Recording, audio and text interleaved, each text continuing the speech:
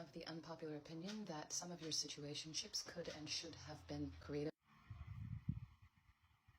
Please go listen to that video. It's amazing and it's so freaking true. So for the artists, the creatives, a lot of times we put so much focus into romance, finding love or hooking up, that we don't realize that the person that we met, we were made to create with.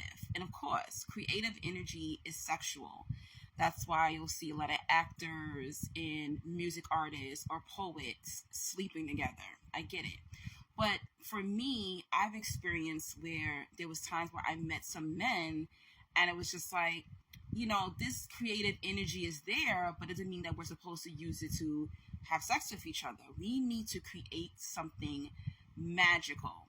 So in 2013, I became a performing poet, and there was a poet there, and he thought I was cute. He approached me. We went on a couple of dates. We made out. We didn't sleep together. But then we just realized we were not a match romantically, and he became like my poet mentor. And he really upped my game. He was such a huge motivation for me, to the point where I even put a poetry book out in 2016. And I'm so thankful that we didn't seek each other romantically. We just created with each other, and we developed a beautiful friendship until he ended up in a relationship and we parted ways. But not everyone is mature enough to handle this. Fast forward 2019, I'm following this very popular girl on Instagram, and she ends up saying she's coming to New York and she's going to have like a discussion with men and women about love and relationships, about Black love pretty much. And I used to do my own for 5 years. So I was like, oh my gosh, this would be cool for me to go to this conversation party with people who I don't know. So I go to buy a ticket and they're sold out. So I contact her and say, hey, if somebody can't make it, you know, I will buy the ticket. Someone ends up wanting to donate a ticket. So I confirm, yes, I want the ticket, but she gave my ticket away. So I'm like, all right, whatever. Is that meant for me to go? The next morning, which is the day of the event, she goes, hey, somebody donated another ticket. Do you want it?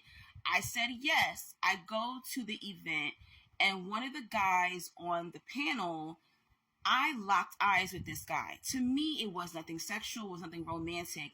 I said in my mind, I need this guy in my life. I want him as a friend.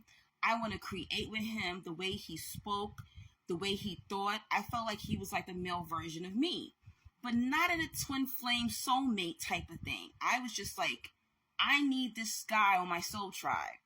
So at the end of the gathering, I approach him. I'm not a shy woman. I go right up to him, shake his hand. He looked very nervous, even though he's a very tall guy, about 6'4".